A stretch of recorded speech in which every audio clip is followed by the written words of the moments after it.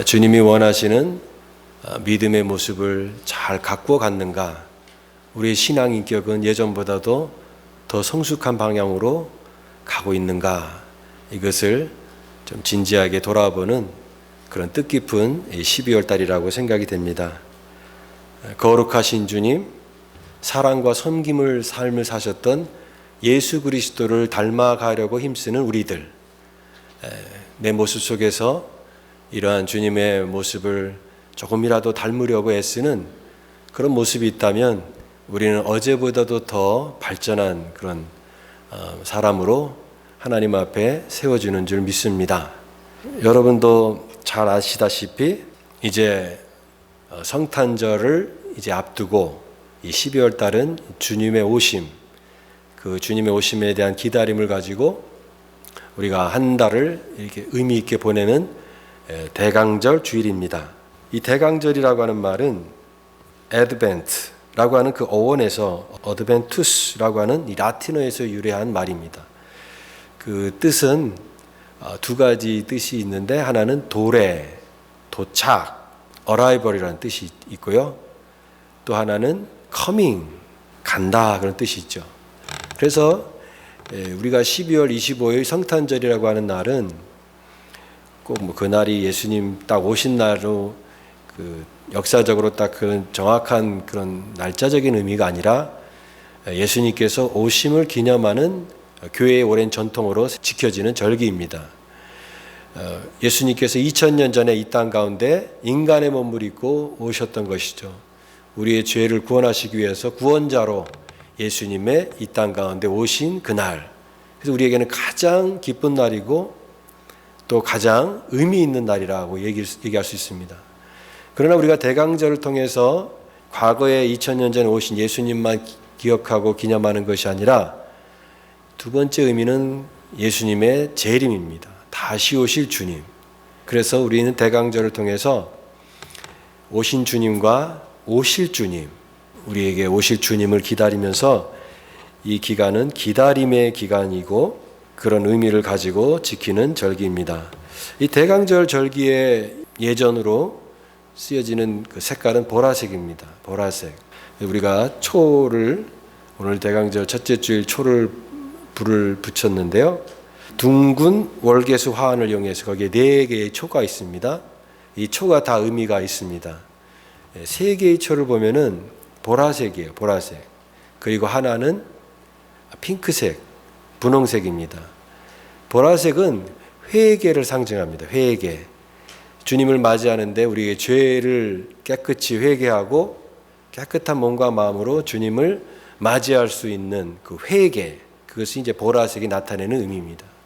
핑크색은 사랑의 주님, 그 사랑의 주님을 기쁘게 내 마음에 모신다는 의미입니다. 그래서 첫째, 둘째 주 이 보라색에 불을 붙이고 셋째 주에 이 핑크색, 분홍색에다 불을 붙이고 넷째 주에 또 보라색에 불을 붙이고 성탄절 당일날에는 이 가운데 있는 하얀 초에다가 불을 붙입니다. 하얀 초는 예수님을 나타내는데 순결하신 예수님, 죄가 없으시고 흠이 없으신 순결하신 예수님, 그 예수님을 내 마음의 중심으로 주인으로 모신다라고 하는 의미가 있습니다. 그래서 이 대강절 초를 붙이는 겁니다. 근데 첫째 주에 한 번 붙이고 둘째 주에 두 개 붙이고 이렇게 점진적으로 불을 붙여 나가는데 이것은 이런 의미가 있습니다. 이 어두운 세상을 밝히기 위해서 예수님께서 이 땅 가운데 오셨고 빛으로 소망으로 오셔서 우리의 어둠을 다 물려내시고 주님께서 구원의 밝은 빛으로 우리에게 비춰주신다. 점점점 그 빛이 밝아진다. 우리의 어두운 심령도 점점점 구원의 빛으로 환하게 되어진다 라고 하는 그런 의미가 있습니다.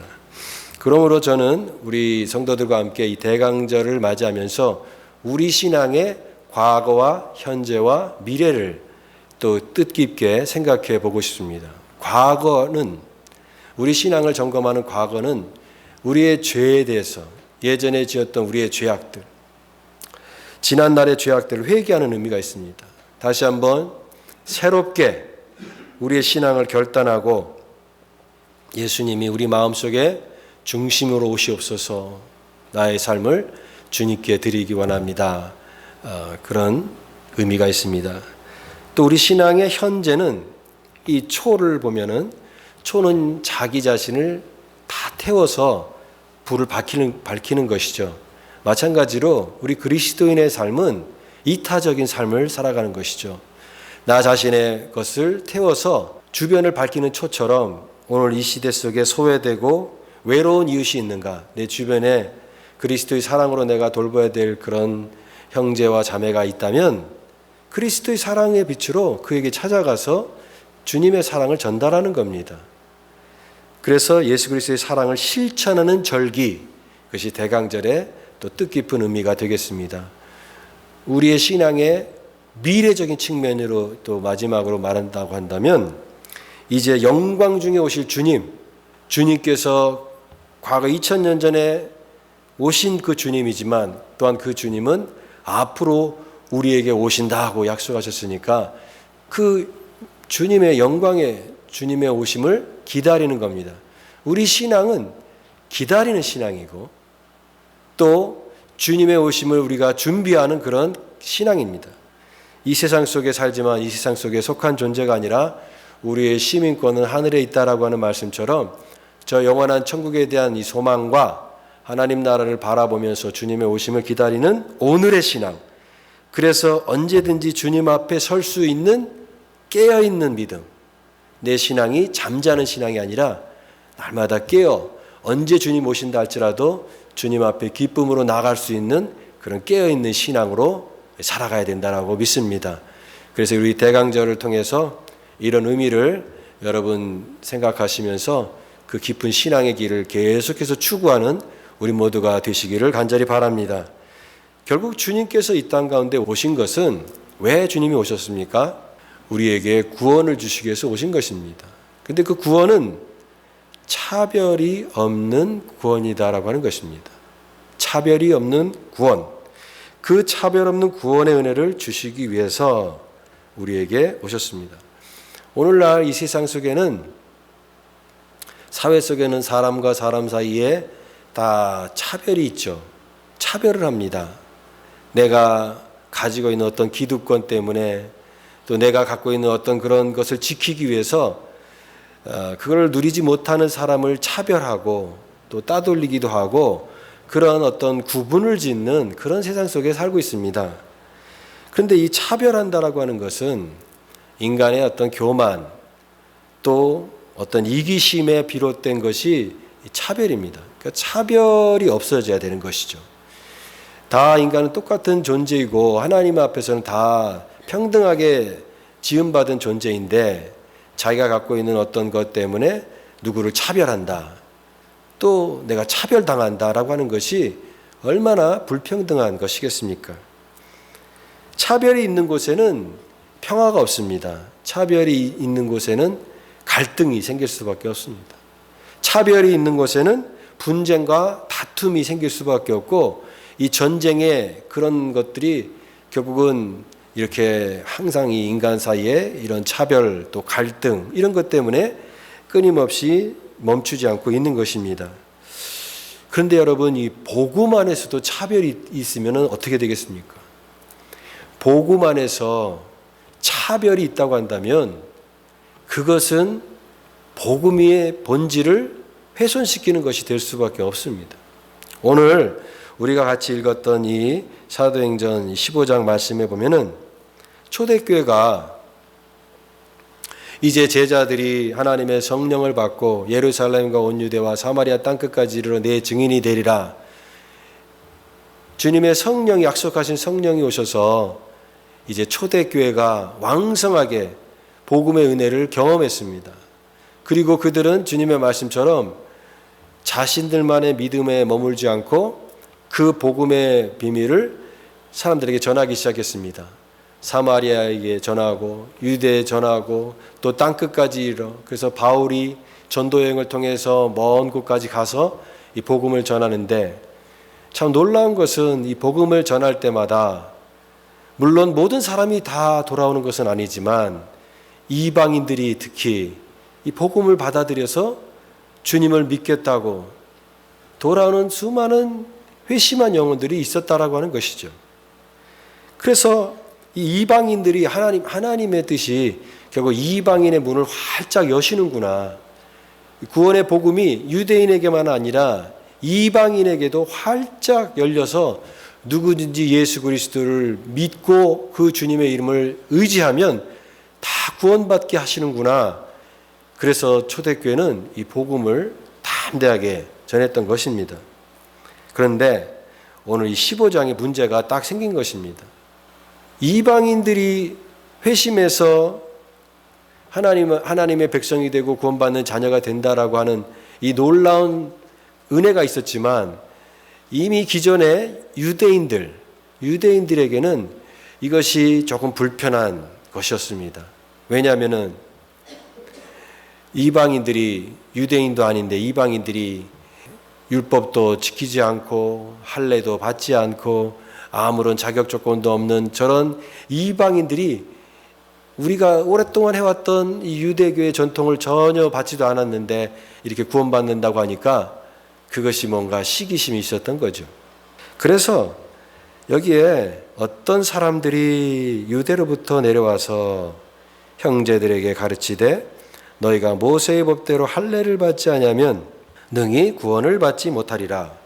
이들은 이렇게 얘기합니다. 구원받는 것은 좋은데, 예수 믿는 것은 좋은데, 그런데 정작 구원을 받으려면 율법을 지켜야 된다. 그 율법 중에서도 할례를 받아야 된다. 그러지 않으면 너희들 구원받을 수 없다. 이런 주장을 한 것입니다. 구원의 필수 조건으로 할례를 받아야 된다. 율법, 구약의 율법을 지켜야 된다라고 하는 이 유대인 출신의 성도들이 와서 이제 사도들 앞에 그런 문제를 제기하니까 참 이게 얼마나 어려운 상황이 됐습니까? 여러분, 율법을 따르는 그 할례를 받는다라고 하는 것은 어떤 의미가 있을까요? 결국은 유대인 같이 되라라고 하는 얘기입니다. 너 구원받으려면은 다른 거 없어. 유대인 같이 돼야 돼. 이방인들도 유대인 같이 똑같이 그렇게 해야 돼. 너희도 율법 따르고 할례도 받고 유대인 같이 똑같이 그렇게 돼야 너희가 구원받지 그냥 너희들이 구원받는 거 아니다.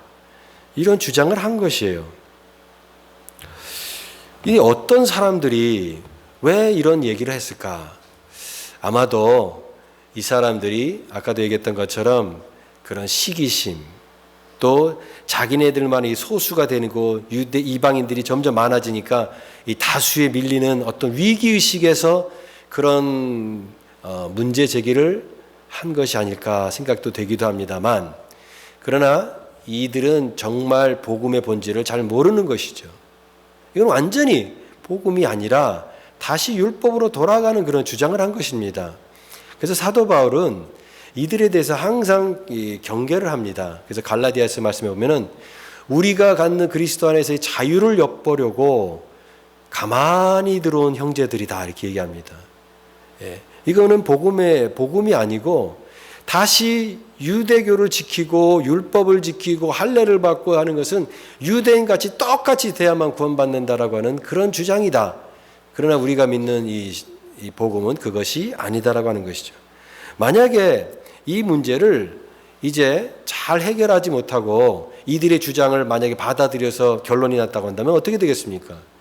그러면 오늘날 우리가 믿는 이 기독교 신앙이 전 세계로 퍼져나가지 못했을 겁니다. 그래서 이들의 종교는 아마 유대인들만 믿는 민족 종교로 수준으로 아마 축소되지 않았을까라는 것입니다. 그러면 복음은 그런 것이 아니죠. 누구든지 예수 그리스도를 믿는 자에게 구원을 주시는 하나님의 은혜를 경험한 그것이 전 세계로 퍼져나가서 오늘날 이 기독교의 수많은 그 복음의 역사가 이 진전이 이 발전이 결국은 이 복음의 차별 없는 은혜 때문에 이렇게 된 것인 것이죠. 이 사람들의 이 말들 거기에 대해서 사도들은 다시 한번 분명하게 하나님의 뜻을 선포했습니다. 이방인들이 주께 돌아와 구원받는 것은 율법을 잘 지켜서 구원받는 것이 아니다. 복음의 말씀을 믿고 예수 그리스도를 믿음으로 구원받은 것이다.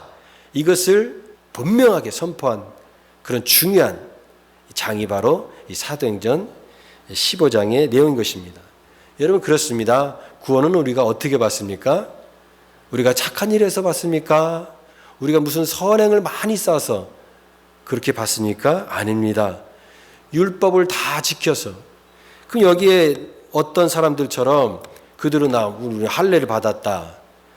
그러면 율법의 모든 조항들이 613가지인데 그러면 할례 받은 것 그 조건 하나만 충족시킨다고 해서 너희들이 구원받았다고 얘기하지 말고 율법에 조목조목 다 완벽하게 지키느냐? 자기들을 다 완벽하게 지키지 못하면서 자기들이 잘하고 있는 익숙한 그것으로 구원의 조건을 삼는다고 한다면 이거는 그야말로 아주 불합리하고 불평등하고 잘못된 것이다. 그리고 본질적으로 그건 복음이 아니다라고 하는 거죠. 복음은 무엇입니까? 복음은 우리가 예수를 믿을 때 우리의 믿음을 통해서 주시는 하나님의 선물과 같은 것이 바로 복음의 은혜입니다. 너희가 예수를 믿음으로 말미암아 구원을 받았나니 이것이 너에게서 난 것이 아니요 하나님의 선물이라. 사람이 마음으로 믿어 의에 이르고 입으로 시인하여 구원에 이르느니라. 뭐 하늘에 가서 뭐 달 따오고 뭐 바다에 가서 깊은 바다에 가서 보물 캐와야 그래야지만이 구원받는 그런 것이 아니라 내 마음에 믿으면 내가 입으로 예수 그리스도를 입으로 시인하는 그 믿음을 통해서 구원받는 하나님의 전적인 은혜이다라고 하는 것이에요. 그러니까 복음은 구원의 은혜로 받는 것을 강조하고 있는 것입니다. 그런데 10절 말씀에 그런데 지금 너희가 어찌하여 하나님을 시험하여 우리 조상과 우리도 능히 내지 못하던 멍에를 제자들의 목에 두려느냐. 이방인들 중에서 구원받고 하나님의 은혜를 감격하고 기쁨으로 막 신앙생활하는 사람들한테 너희들 그러면 안 돼. 지금 기뻐할 단계가 아니야. 다시 율법 지켜야 돼. 다시 할례 받고 와야지 너 구원받지. 그러지 않으면 안 돼. 라고 한다면은 그것은 그들에게 큰 멍에를 아주 무거운 멍에를 심어주는 것과 똑같은 것이죠. 예. 너희들도 지키지 못하면서 왜 능히 매지 못하는 멍에를 제자들의 목에 두려느냐라고 하는 것입니다. 여러분 기독교 신앙은요 우리의 행위에 근거하지가 않습니다. 주님께서 우리를 위해서 하신 일에 근거합니다. 주님께서 십자가에서 하신 일에 내가 근거하지 내가 뭔가를 하고 내가 이렇게 하기 때문에 라고 하는 것이 우리 신앙의 출발점은 아니다라고 하는 거예요. 물론 신앙적으로 어떤 선행도 해야 되고 또 어떤 일도 해야 되고 이렇게 실천적인 삶을 얘기하지만 순서는 항상 주님이 하신 일에 근거한다라고 하는 것입니다. 두가 아니라 단 이미 이룬 일부터 시작해야 되는 것입니다. 그 순서를 바꾸면 안 돼요. 주님이 하신 일에 근거할 때 내가 할 수 있는 삶이 나오는 것이지 내가 뭔가를 함으로써 내가 구원받는 어떤 자격 조건을 확인하겠다라고 하는 것은 기독교 신앙이 아닌 것입니다. 그래서 이 순서가 중요한 것이에요. 두가 아니라 단 주님께서 다 우리를 위해서 하신 일들 그것을 의지하고 그럼으로써 살아가는 삶 그것이 바로 기독교 신앙의 출발이고 시작이고 마침이고 전부입니다. 그런데 이것을 너희들이 놓치고 있다면 그것은 예수님께서 우리를 위해서 십자가에 모든 것을 다 하셨는데 거기에다가 뭔가를 더 더하려고 하는 것은 기독교 복음이 아니다. 우리 11절 말씀 결론 부분입니다. 11절 말씀 한번 읽어보겠습니다. 시작. 그러나 우리는 그들이 우리와 동일하게 주 예수의 은혜로 구원받는 줄을 믿노라 아니라 주 예수의 은혜로 구원받습니다. 여러분 이 사실을 믿습니까? 예, 우리는 구원받는 것이 예수님의 전적인 은혜입니다. 전적인 은혜예요. 그러므로 구원의 은혜는 차별이 있을 수도 없고 차별이 되어서도 안 된다. 차별을 할 수가 없습니다. 구원의 은혜는 차별이 없어요. 누구나 다 구원받을 수가 있습니다. 저 사람은 되고 이 사람은 또 안 돼. 그런 차별이 구원에는 없습니다. 저는 너무 죄가 많은데요. 저도 구원받을 수 있습니까? 네, 죄인도 구원받을 수 있습니다. 저는 너무 과거가 있습니다. 과거가 좀 심각한 과거가 있습니다. 그런데 그 과거가 있는데 저도 구원받을 수 있습니까? 과거가 있어도 구원받을 수가 있습니다. 아무리 죄를 지었고 과거에 잘못된 삶을 산다 할지라도 예수 그리스도를 진실하게 믿는 자에게는 하나님이 값없이 구원을 주시는 줄 믿습니다.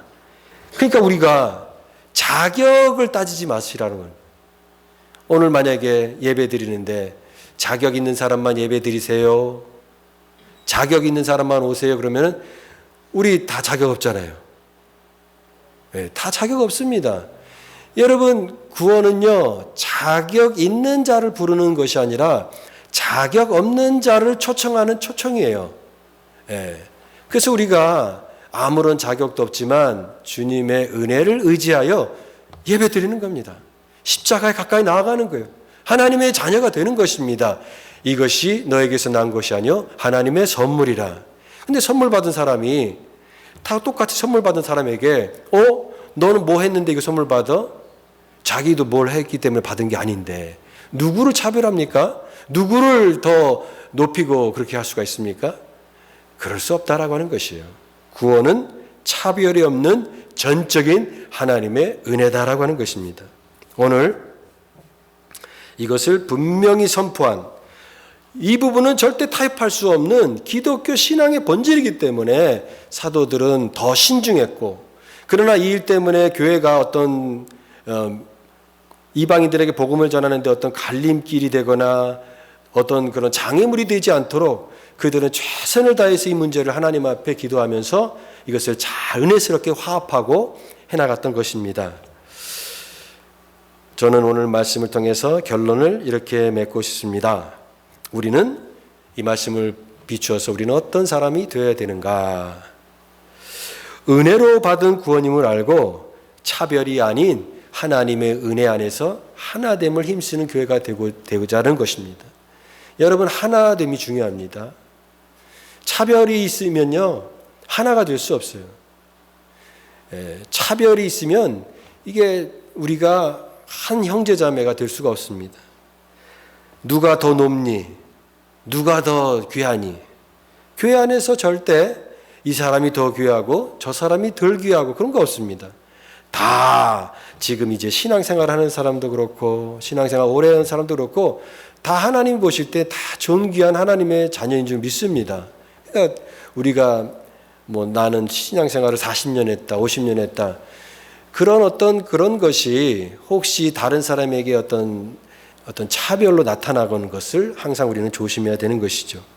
우리는 그리스도 안에서 형제 자매이고 하나님의 가족이고 하나님의 식구인 것입니다. 갈등이 없어야 돼요. 오늘 이 교회처럼 이 15장에 나와 있는 것처럼 하나님의 교회가 계속 성장하고 부흥해야 되는데 이런 갈등의 문제가 생기니까 마음이 많이 흩어지고 나눠지게 되고 이런 생각 저런 생각 때문에 나눠지게 되면 얼마나 하나님의 복음이 진전되는데 얼마나 방해가 되겠습니까? 교회도 마찬가지예요. 어떤 사람은 이런 생각을 가지고 있고 어떤 사람은 저런 생각을 가지고 있고 그래서 그런 생각이 나눠지고 분산되면은 하나님의 교회가 아름답게 성장해 나가는데 너무나 큰 방해가 된다라고 하는 거예요. 갈등이 있어도 갈등이 없을 수는 없습니다. 인간 사회 속에 다 생각들이 다르기 때문에 갈등이 없을 수는 없지만 그러나 갈등 순간에 잘 해결하는 게 중요합니다. 그래서 이 말을 꼭 기억하세요. 본질에서는 일치를, 비본질에서는 자유를, 그리고 모든 것에는 사랑을 더하라 그랬습니다. 다시 한번 본질에서는 일치를, 비본질적인 것은 자유를, 그리고 이 모든 것에 사랑을 더하라. 이것이 공동체를 거룩하게 아름답게 세우는 가장 은혜스러운 방법입니다. 우리는 다 각자의 생각들이 있고 또 각자의 모든 배경들이 다 다른 사람들이 모였습니다. 그러나 우리는 본질적으로는 구원받은 하나님의 백성이라고 하는 본질 안에서는 다 형제 자매입니다. 우리가 자유롭지만 그러나 이 구원받은 하나님의 은혜 때문에 나와 좀 다르고 나와 좀 생각이 다른 사람이라 할지라도 사랑으로 포용할 수 있는 겁니다. 서로 이해할 수 있는 겁니다. 그리고 그를 형제 자매로 받아들이는 것이 성숙한 신앙의 모습인 것이죠. 저는 매년마다 우리 교회 표를 이렇게 정했는데요. 제가 지난번에도 말씀드렸던 것처럼 내년 표가 정해졌어요. 그리고 이 표가 이제 안 바꾸려고요. 이거 계속 하는 것도 돈 들고, 그래서 한번 그냥 정해진 표를 가지고 계속 그 본질을 끝까지 추구하는 그 교회가 되기를 원하는데, 그게 어떤 말씀이냐면 하나님으로부터 받은 말씀이라고 자부할 수 있는 그런 말씀인데, 너희가 서로 사랑하면 이로써 모든 사람이 내 제자인 줄 알리라. 우리가 제자라고 하잖아요. 교회가 제자인데, 주님의 제자인데, 오늘날 교회가 정말 제자 맞는가? 우리가 정말 예수 믿는 사람들 맞는가? 때로는 그런 생각이 드는 거예요. 그런데 오늘 말씀 보니까 우리가 제자 되고 저 사람도 제자구나, 예수님 따르는 제자구나라는 것을 어디서 특징으로 알 수 있냐면 사랑에서 알 수 있다는 거예요. 사랑하는 거. 뭔가 사랑이 있는 거예요. 공동체 안에. 주님으로부터 배운 이 사랑의 모습, 사랑의 헌신, 사랑의 어떤 그런 것을 통해서 보니까 맞아, 제자 맞구나 라고 하는 이런 것을, 너희가 서로 사랑하면 이로써 모든 사람이 내 제자인 줄 알리라. 그래서 우리 교회는 이것을 추구하자는 거예요. 교회 안에서 서로 사랑하는 거예요. 형제 자매를 사랑하는 거예요. 내가 신앙생활 오래 하는데 내 모습 속에 예수를 이렇게 믿으면서도 여전히 내 안에 시기가 있어. 질투, 원망, 미움. 자꾸 예수 믿는데도 심술만 계속 늘어나. 그러면 그 사람이 과연 예수님을 믿는 제자가 되고 있는가를 저는 모르겠어요. 그러면 우리는 주님을 닮아가는 게 아닙니다. 그건 주님의 제자가 아니에요. 교회가 많아도, 이 세상에 믿는 사람들이 다 많다 할지라도 그 중에 모든 사람이 다 주님의 제자라고 부를 수는 없습니다. 진정한 제자가 되어야 되는데, 진정한 제자는 너희가 서로 사랑하면, 뜨겁게 서로를 사랑하면 이로써 모든 사람이 너희가 내 제자인 줄 알리라. 사랑의 특징, 그 사랑의 탁월함, 그 사랑의 다른 점, 그것을 삶으로 나타내는 그런 삶을 살아가는 사람이 제자 맞구나, 이 교회구나, 이게 주님의 참된 제자구나, 주님을 닮아가는 사람이구나, 이렇게 깨달아지게 된다라고 하는 것입니다. 그러므로 우리가 형제자매를 서로 뜨겁게 사랑하고 섬길 때 우리는 주님의 제자 공동체, 제자가 되는 그런 아름다운 교회가 될 줄 믿습니다. 저는 간절한 소원이, 하나님 우리 교회가 이런 교회가 되게 하소서, 우리 이런 성도들이 다 되게 하소서. 누구를 차별하거나 누구를 또 미워하거나 그런 마음이 아니라, 주님 이 땅에 오셔서 우리 자격 하나도 없는 우리를 차별 없는 구원의 은혜로 우리를 부르셔서 우리를 하나님의 백성으로 부르시기에 이 땅에 오신 주님을 닮아서 우리도 형제자매를 서로 사랑으로 이해하고 용서하고 용납하고 그런 사랑의 실천적인 삶을 살아가는 거룩한 교회, 거룩한 예수 공동체, 이것을 우리가 끊임없이 추구하는 그런 교회가 될 수 있기를 간절히 바랍니다. 그리하여서 차별이 아닌 서로 사랑하고 섬기는 우리 모든 교회와 우리 믿음의 성도들로 하나님 앞에 더욱더 귀하게 드려지기를 주님의 이름으로 축복하며 감사드리길 원합니다.